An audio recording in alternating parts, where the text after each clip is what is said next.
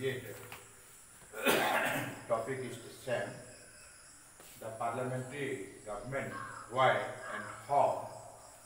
Under this topic, today I would like to discuss about powers of the Union Parliament. संघीय संसद के क्या क्या कार्य हैं, अधिकार हैं, इस पर आज हम लोग चर्चा करेंगे। हमने पहले भी स्पष्ट किया है कि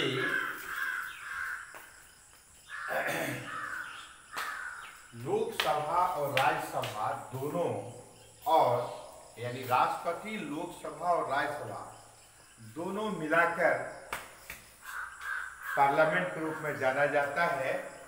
तो ऐसी स्थिति में कोई भी व्यक्ति यदि यह सोचे कि लोकसभा का बहुत अधिक इम्पोर्टेंस है और राज्यसभा का बहुत कम है, तो ये कहना थोड़ा सा संकुचित विचार को स्पष्ट करना होगा। ये बात अलग है कि डोमिनेशन रहता है, डोमिनेटिंग पावर है, किंतु क्योंकि दोनों का उतना ही इम्पोर्टेंस है पार्लियामेंट में, क्योंकि एक के बिना दूसरा का कार्य, एक के बिना दूसरा कार्य पूर्ण रूप से नहीं कर सकते, वो अपूर्ण हो जाएगा, या यूं कहें कि वो व्यवस्था नहीं बन पाएगी, नियम नहीं बन पाएगा।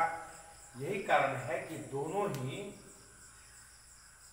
सदन का, दोनों ही हाउस का उतना ही महत्व है ओवरऑल निष्कर्ष के। इसलिए the intention of the framer of the constitution was to make the Lok Sabha a dominating chamber because its member are elected directly by the people.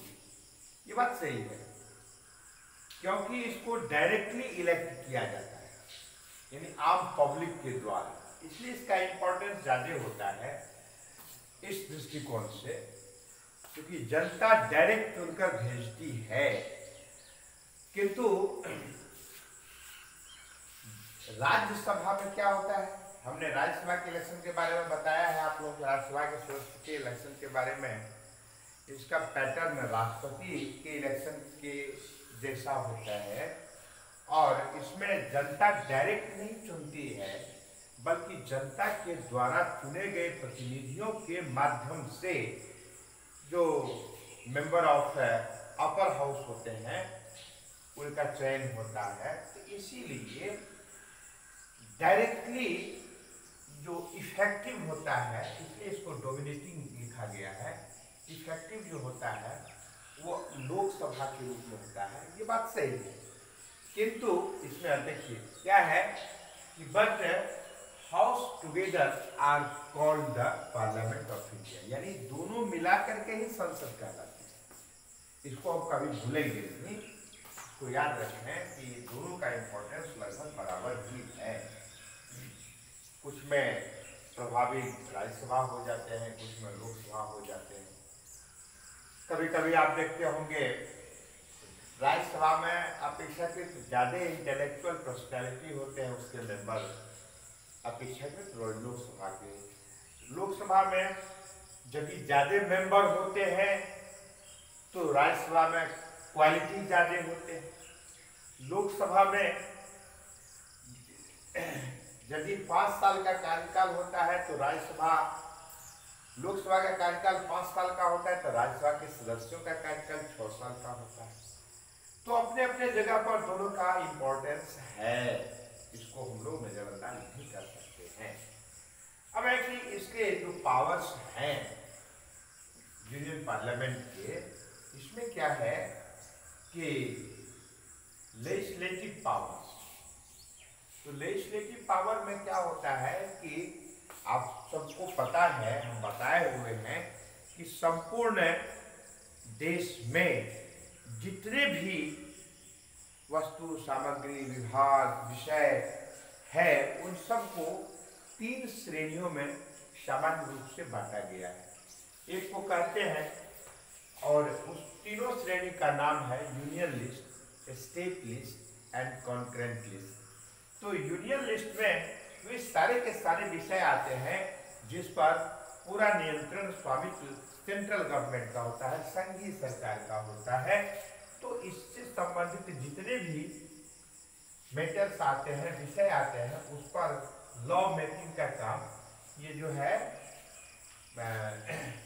Union parliament जो है वह करता है।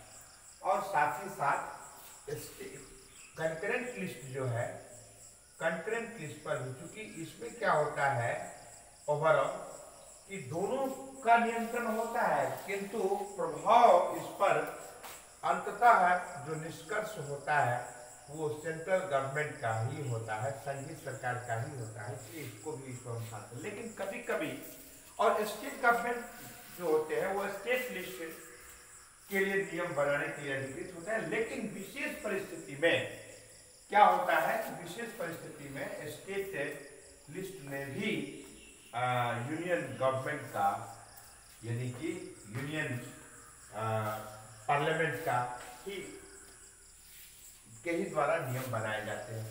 अब विशेष परिस्थिति क्या है, अब मान लीजिए राष्ट्रपति शासन होगा, इमरजेंसी का कार्यक्रम होगा, तो इसी स्थिति में भी यूनियन पार्लियामेंट के ही द्वारा नियम बनाए जाते हैं, लॉ मेकिंग का काम होता है। उसके बाद है कि फाइनेंशियल पावर। इसमें क्या है कि जितना भी अधिकार इसके अंतर्गत आता है, ये बेसिकली ये पार्लियामेंट्री यानी यूनियन पार्लियामेंट के अंतर्गत आता है। इसमें देखा जाता है कि मनी बिल को इंट्रोड्यूस सामान्यतः लोकसभा में किए जाते हैं, और रिजेक्शन भी यदि होगा ना, यानी एक्सेप्ट और रिजेक्ट, ये लोकसभा के ही द्वारा होता है, इसमें ये हावी हो जाते हैं। यही एक ऐसा है जो डायरेक्टली इसमें कहा जाता है कि ज़्यादा इम्पोर्टेंस हो जाता है अपर हाउस की अपेक्षा, क्योंकि इसमें निर्णय लेने का अधिकार पूर्ण रूप से लोकसभा का ही होता है। राज्यसभा की भी स्वीकृति, आवश्यक स्वीकृति ली जाती है तो और उत्तम बात है, नहीं भी ली गई तो कोई दिक्कत नहीं है, फिर भी पारित मान लिया जाता है, या फिर उसको एक्सेप्ट करे या रिजेक्ट करे। It totally depends upon Lok Sabha और लोअर हाउस। ठीक है। अब है कि कंट्रोल ओवर द एग्जीक्यूटिव, यानी एग्जीक्यूटिव से यहाँ पर यूनियन एग्जीक्यूटिव से है, तो इसमें क्या होता है कि ये यूनियन पार्लियामेंट का ये अधिकार है और इसका दायित्व है कि एग्जीक्यूटिव को नियंत्रित करने का काम। तो एग्जीक्यूटिव में कौन आते हैं, सबको पता है एग्जीक्यूटिव में कौन सब आते हैं। तो एग्जीक्यूटिव में president,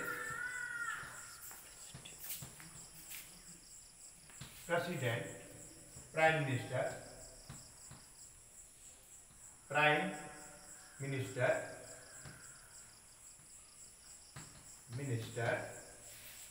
and council of ministers। ठीक है। तो इस पर पूरा नियंत्रण कंट्रोल का कार्य कौन करता है, पूरा नियंत्रण कंट्रोल का कार्य तो पार्लियामेंट करता है।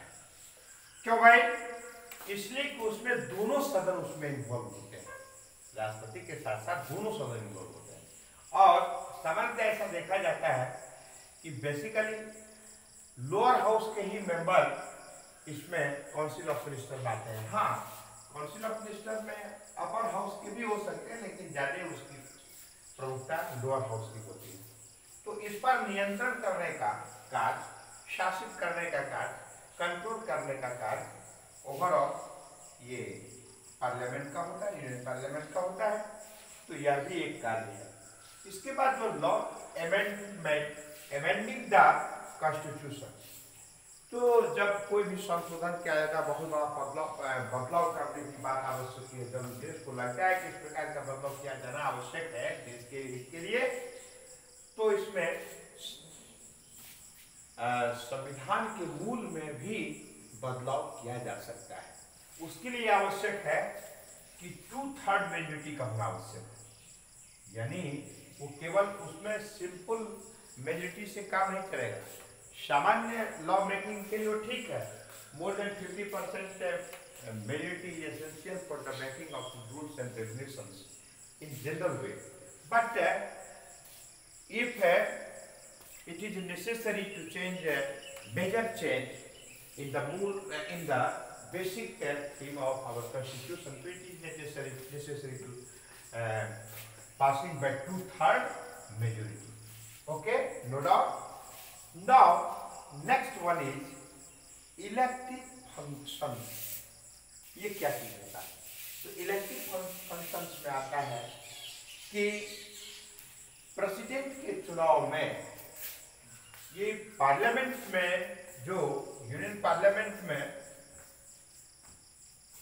जो मेंबर आते हैं, ये सारे के सारे मेंबर, यानी member of lower house and member of upper house, they all together and the all members of all states legislative assembly together elect to our honorable president. It is also a function of union parliament elective functions. तो इस प्रकार से राष्ट्रपति के चुनाव में सदन के, यानी दोनों सदन का, निम्न सदन का, उच्च सदन का और प्रत्येक राज्य के राज्य विधानसभा के निर्वाचित सदस्यों के द्वारा इलेक्शन कार्य संभव हो पाता है राष्ट्रपति का। इस प्रकार से हम देखते हैं कि पार्लियामेंट्री यानी यूनियन पार्लियामेंट के ये सारे कार्य मुख्य रूप से आते हैं। आज की कक्षा में मैं समझता हूँ इतना ही पर्याप्त है, और आगे फिर हम एक और वो भी इंटरेस्टिंग है, वह है how does a bill become a law, उस पर चर्चा करेंगे। तो आज की कक्षा में इतना ही, धन्यवाद।